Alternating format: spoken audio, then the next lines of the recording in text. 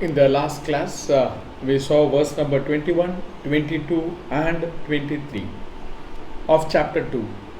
In verse number 21, Lord Krishna says, one who has the knowledge of Atma as indestructible, unborn, and no old age, that is decay, whom he is going to kill or instigate someone to kill him. So this is a basic knowledge that a spiritual seeker should have. So a person who has got this knowledge that Atma is indestructible and it is unborn, that is, it has no date of birth, at the same way no old age, which means no decay. A person who has got this knowledge, now what Bhagavan says is that whom is he going to kill? Because he believes it. He knows that it is the body that is perishable, it is the body that is going to die. So I am the Atma, I have that knowledge that I am the Atma, and this Atma is indestructible, it has no birth, it has no death. So if that is the case, who is going to kill whom, or who is going to instigate the other person to kill? So here Bhagavan says that Atma is neither the Karta nor the Karana Karta. So what he says is that separate yourself from the mind and body complex and understand that you are the Atma, which is non-perishable, which does not have a date of birth, which does not have any date of death, which is Akarta Abhokta. And going to verse number 22, Lord Krishna gives a new dimension on this Atma and the connection between the physical body and Atma. He says, like a person throws away the worn out clothes and goes for a new one, Atma sheds the worn out body and gets into a new body. So there are two types of clothes we saw. One is a worn out cloth. I use it and use it and use it and it is worn out and I throw that cloth. It is like the old age. I've done the karma, so many karmas and now become 90 years, 100 years. It's a worn out cloth and I die. And the second type of cloth is that I have different clothes for different occasions. I wear different clothes at different part of my life. I keep changing my clothes even though the clothes are not worn out. Why? The usage of that cloth is over. I don't want that cloth anymore, or I don't need this cloth for this particular occasion. So in that case, I change my cloth. Similarly, the body also, when its karma is over for this particular occasion, it has to be changed. So that is why we see sometimes the death happening even before worn out, that is at the very early ages, unexpectedly it happens. The Sthula Sarira, the Sukshma Sarira, the Karana Sarira and the Atma. In this, the Sthula Sarira perishes. The Sukshma Sarira along with the Karana Sarira gets ready for a next birth. That's what we call it as Vasanas and our Purva Janma Karma Palana. And along with this, and now where does the Atma goes? From the body, when the body dies, the body is burnt or buried. So the body is No more there, it vanishes. And what about the Karana Sarira and the Sukshma Sarira? We don't see that. We are not able to experience this Karana Sarira and Sukshma Sarira. That is the mind. But it is there. Because we don't perceive it, it doesn't mean it is not in existence. So there are certain things beyond our perception. So the Karana Sarira and the Sukshma Sarira is ready for the journey for a new life. And what about Atma? Atma is Sarva Gadaka. It is there everywhere. It is not moving from one place to another. It is not leaving this body and going to another body. It is there everywhere. Let me give a simple example for this. There is a building there. I am destroying the building and constructing a new building of a different design, whatever it might be. Now what happened to the space? The space is there always. When the old building was there, the space was there. When I destroyed the building, nothing happened to the space. When I constructed the building, it is again the same space. Similarly, Atma is one which is prevalent the entire universe. So verse number 23 further emphasizes about Atma, certain qualities we saw about Atma. He says in verse number 23, weapons can't cut the Atma, fire can't burn the Atma, water can't wet the Atma, wind can't dry the Atma. So through this, what Lord Krishna is trying to say is that all these, that is out of 5 elements, Lord Krishna has taken 4 elements, because space is not involved in anything. Everything is in the space, but space doesn't get involved in anything. When he says Atma cannot be destroyed by any of these 4 elements, what Lord Krishna wants to say is that this Sthula Sarira can be destroyed by all these 4 elements. He says that Atma is intimately connected with the body, but it doesn't undergo any modifications like the body. So till this we saw in the last class, and in this class we will start from verse number 24. It's a continuation of verse number 23. In verse number 24, Lord Krishna says, Atma can't be cut, burnt, drowned, dried.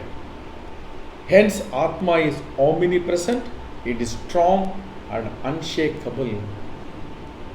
So what is the difference between, in verse number 23, Lord Krishna was saying, weapons can't cut the Atma, fire cannot burn, water cannot wet, and wind cannot dry. And in verse number 24, what Krishna says? Atma can't be cut, can't be burned, can't be drowned, can't be dried. So what does it mean? Let me give a simple example. This knife cannot cut me. This knife cannot cut me. This is sentence number 1. Sentence number 2. I can't be cut by the knife. The knife can't cut me, and I can't be cut by the knife. So what is the difference between two? It looks same, but let us understand. The knife can't cut me, which means the knife does not have the quality or property to cut me. So it talks about the knife. I can't be cut by the knife. Here it talks about the I, my qualities. I am so strong, I am so durable that the knife can't cut me.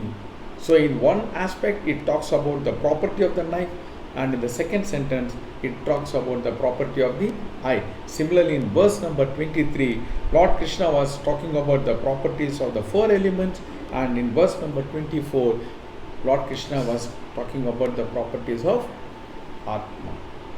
In either way, if you look, Atma is indestructible. That's what Lord Krishna wants to establish here. It is indestructible. So, having said that, he says that Atma is immortal.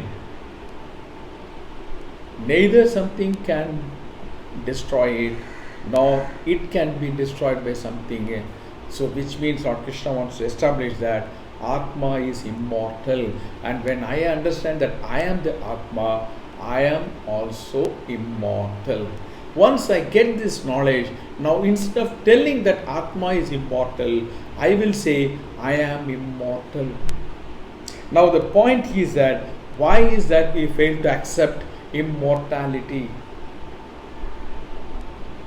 We fail to accept immortality because it is not natural. Natural is what? Mortality. What we see is the death that is happening. It is a tendency of one to always reject which is not the nature or natural.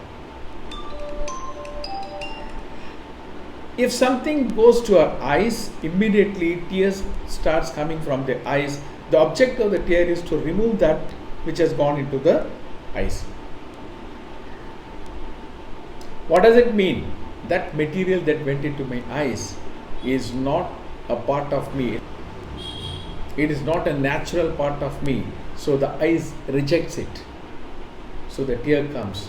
When something goes into your nose, which is not a natural part of your body, you get sneezing.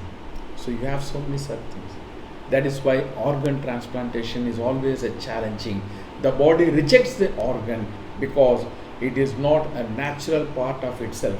It is someone's organ. So a lot of precautions, lot of arrangements need to be done in an organ transplantation. So similarly, let us also say this. If someone is very happy, will he really going to worry about it? Is he going to say that for the last few days or the last few months, I don't know, I'm worried that I'm happy all the time? Is anyone going to say that? I'm worried that I'm happy. Why? Happiness is a natural part of us. Please understand this.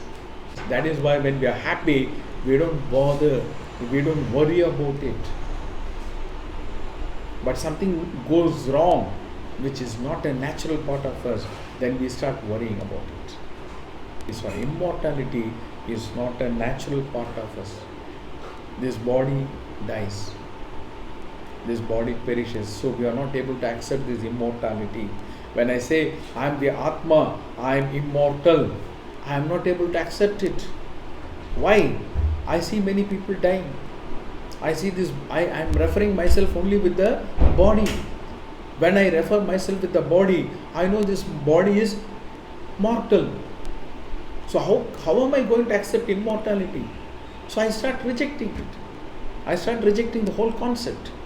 So we need to understand that rejection is always that which is unnatural. Acceptance is only for the natural. Our understanding is death is natural and immortality is unnatural. That is why we are not able to accept it. We start rejecting it.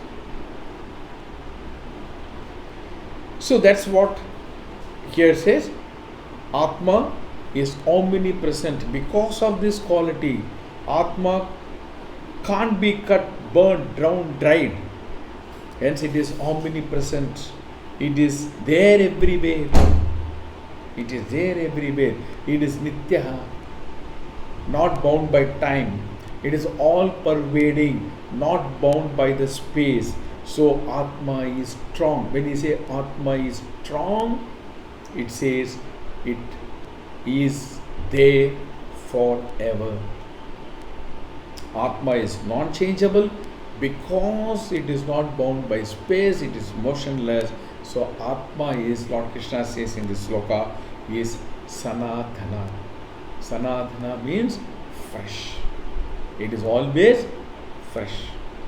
We call ourselves as Sanatana Dharma. Why are we talking about Bhagavad Gita? Something that happened 5,000, 6,000 years ago. Why are we talking about it today? Why are you people listening to this Bhagavad Gita? Why are we still having discourses on Mahabharata, Ramayana? Why? Because this is Sanatana. Even after some centuries goes, this is going to remain fresh. That's the beauty of our Hindu culture. The scriptures we talk about, that's the beauty of it. We talk about Sanatana Dharma, a Dharma which is always fresh. We talk about Atma, which is Sanatana, which is always fresh. Our Dharma is always fresh. Dharma will never change. Ahimsa, do you think this Dharma is going to change at any point of time? It will never going to change. Ahimsa is appreciated and prescribed time immemorial. Even today, when you are going to hurt someone, there is a law that will punish you. But has the law changed? Because you are not hurting anybody, because you are following ahimsa, it is wrong, I am going to punish you. No, only when you do the himsa, you are punished. So our dharma talks about all those things. Ahimsa. Talk the truth. Has it changed? It has not changed. If you tell lie, there is a law to punish you. So even now it is existing. Even now it is existing. So this dharma we call it as a Sanatana Dharma, which means it is always fresh. Atma is Sanatana. It is always fresh. So that is what Lord Krishna wants to say here, that Atma doesn't change with the time. Atma doesn't get bounded by the space. So Atma is strong. Atma is present everywhere. So he says that it is unshakable, which means what? It is not going to be bent. As the time goes on, Atma concept will change. Atma was strong once upon a time. Today Atma has become weak. It is never going to happen. Unshakable. It is strong all the time. It's also Sanadana. It is fresh. So that's what Lord Krishna says in verse number 24. And coming to verse number 25, in this verse, Lord Krishna concludes about Atma. He said so many things, started from verse number 12. It's been going on now all about Atma. And what does he say? Atma is free from all senses. Knowing this about Atma, don't be sorrowful. Atma has no perception and so no mind. So knowing this about Atma, Arjuna, don't be sorrowful. So very simple thing. It is free from all senses. It does not have smell. It does not have taste. It does not have any rupa. It does not have any feelings. It is free form. It does not have mind, so it does not develop any perception. So Atma does not have any perception. It is a perception that keeps on changing and leading to different problems. And he says, since Atma has no mind, it has no perception. And so Arjuna, why do you worry? What are you worrying about? Knowing so much about Atma, which is free from all senses, which does not have a mind, so it is free from perception. So what are you worried about? Why are you feeling sorrow? What is that you are feeling sorrow about? So in verse number 12, wise men will never grieve for anything. So what is that wisdom we talked about? Atma, knowledge, Atma Jnana. A person who has got this Atma Jnanam is a wise person, and this person will not grieve for anything. So he concludes all this about Atma in verse number 25 by saying, don't be sorrowful, Arjuna. Once you become wise, you will never be sorrowful. Atma is nothing is going to happen to the soul. Having said all these things about Atma, Lord Krishna still had a slight inkling here. Because Lord Krishna said that Atma is not visible, it is not for experience, it itself is an experience. So that which is beyond perception, that which is beyond experience, that which is beyond visibility, how will I believe? That's a big challenge here. How am I going to believe? So still one will have this question, why should I believe your Atma theory? Arjuna may still have this question in his mind. Krishna, you are saying all these things. It is beyond experience, it is not visible, it does not have smell, it does not have taste. How can I believe? All I know, Krishna, is this body which I am experiencing. The five senses through which I develop perceptions, which is within the boundary of my experience. So Krishna says, so people may think like this. They may not believe this Atma concept because they are too much into this body-mind complex.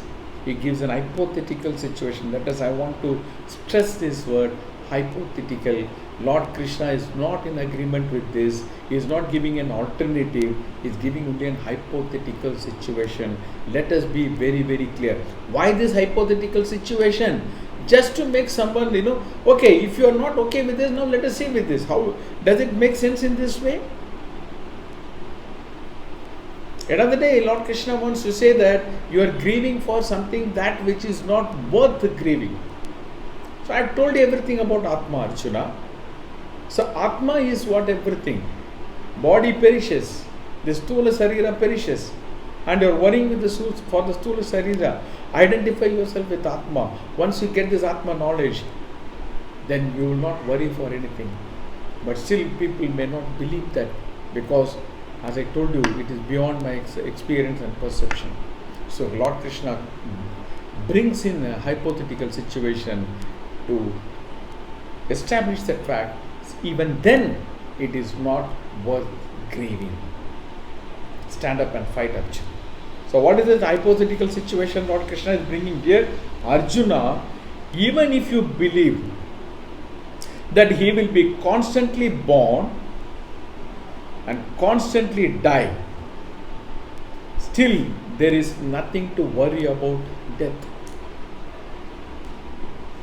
So he says, if you don't accept Vedanta, still there is nothing to worry about death. Why?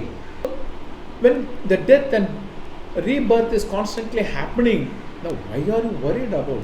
Arjuna, anyway, all these people are going to die. Do you think you are going to kill them? They are going to die. Death is something, inevitably it is going to happen. After the death, they are reborn. So even if we look into the body as everything, that is what you are so far used to it.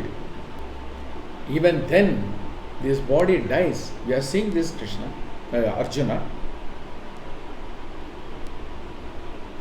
It is there, it's happening. So, even if you take this body as everything, this body is subject to death and rebirth. So, in that case, what are you worried about, Arjuna? So, that's with that hypothetical point, he is taking one more step forward in verse number 27. He says, if those who are born are sure to die, and those who died are sure to be reborn, then why are you crying for this unchangeable nature, Arjuna? Why are you crying for this unchangeable nature, Arjuna? If you are sure all those people who are born are going to die, and all who are dead are going to be reborn, if this is sure to happen, it's happening. Which means this is something which you cannot stop. This is the nature that is happening. You can't stop this. When you know you can't stop this, when you know this is the nature, nature means what? That which is unchangeable. That is called nature. When you know this is the nature, then why are you crying, Arjuna? What a fool you are. I am coming in your line, Arjuna. If this body is dying, this body is reborn, this is a nature which is unchangeable, then why are you crying for something which is unchangeable? What a powerful statement Lord Krishna is making. Use your common sense. Use your common sense. That which is unchangeable, does it make any sense to worry about it? But we are worrying about that which is unchangeable. Our worries are only that. So when the whole world is changed, which is the nature, what is that we are holding on, believing that it will not change, and then start worrying when it changes? So Lord Krishna says, you fools, don't hold on to something that changes. Wise men will never grieve because they know this is Maya, they will change. So Lord Krishna says in verse number 27, Arjuna, why are you crying for this unchangeable nature? Death is sure, rebirth is also sure. So that's a nature. So if that's a nature and that's a nature, then why do you cry? Don't be a fool. So Krishna now looks in a different paradigm to make Arjuna understand that if you don't believe Vedanta, leave it there. Let us come to this perceptions, because perception means it happens across the world, even in my family. Yes or no? By perception, it happens. Death happens. And new births are also happening. And logic is whatever has got a beginning should have an end. This is a very simple logical application. That which has got a beginning has to have an end. So birth is a beginning, then death is an end. If you look logically also, it makes sensible, and philosophically, anything out of karma has to end. Any results you are getting out of your karma has to end one day. So in this 26 and 27, Lord Krishna talks about perception and logic. So that's what you are experiencing. People die and people are born. So if this is what is happening constantly, then why are you crying, Arjuna, about the nature which is unchangeable? So well said in this verse that, and if death is something, birth and death is something that keeps on happening. You take the stories in our Puranas. You have seen these asuras doing the tapas, very powerful tapas. Then the Lord appears and they ask the asuras, we are very happy with your tapas. Now you ask us the boon, what you want. And you know what they ask? No one should kill me. I should not have death. I should be there forever. And then the Lord need to interfere here and correct themselves. Look, I can't give you a boon of not dying, being there permanent. So ask something else. So now the Asura thinks, they think they are thinking intelligently, and they keep asking, but death should not come like through this. I should not be killed by a woman.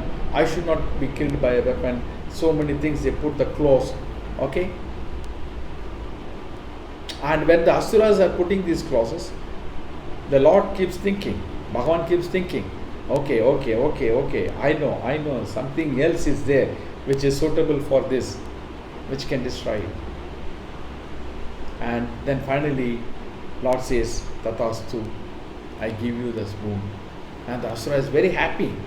He thinks now, with so many things which are, all possibilities are there that can kill me, I've taken this boon that they should not kill me. Now I will not die.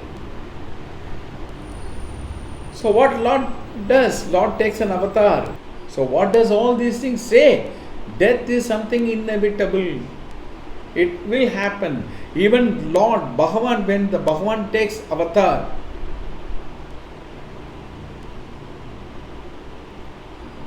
their avatar also ends in the form of some death. So nothing is going to stay back. So that is the nature. If that is the nature, Arjuna, use your common sense. use your common sense, and don't cry for something which is nature, which is unchangeable. For us also, through this, what I want to communicate to you people is that change is nature. Nothing is permanent, including this body. So what is that is permanent in this earth? What is that we are holding on and expecting not to change? And our worries are only because of this. Our worries are because of this particular concept that we fail to understand. We reject to understand. We always believe, for me it will not happen. When we see the obituary column, someone is dead, poor guy. Oh, he's only 25. My God, very sad. But does the sense enters you? A 25-year-old person died somewhere. I am reading this in obituary column today. It may happen in my home also one day. Does it enter into mine? No. It is in the obituary column. It is for someone, not for me. We are all Chiranjeevis. The other day, elderly person came, a saint came to my home. I podcasted in front of him, and he blessed us with Ayushman Bhav. So we are going to be there for eternal. What a foolish thought. What a foolish thought. So Lord Krishna in verse number 27 has made a very powerful statement that nature is unchangeable. And what is nature? Nothing is permanent. Nothing is permanent. Everything will change, which you cannot change. That is unchangeable. So don't hold on. Use your common sense. Be prepared for the change. Accept it when it happens. So you will be at peace. So Lord Krishna takes you in a different tangent. If you find difficult to accept the Vedanta, come to this line. Anything that is nature is unchangeable, and be prepared to face it. And what does the nature says? Everything is changing. Nothing is permanent. Nothing is permanent, changeable. This is the law of nature, and this law is unchangeable is what you need to understand. And don't try to change that law and you yourself getting into grief. Accept it. And that's what Lord Krishna says Arjuna, and that's what he wants to tell us also. So the other verses we will see in the next class. Om Purnamada Purnamidam Purnat Purnamudachyate Purnasya Purnamadacha Purnameva Vasishyate. Om Shanti Shanti Shanti.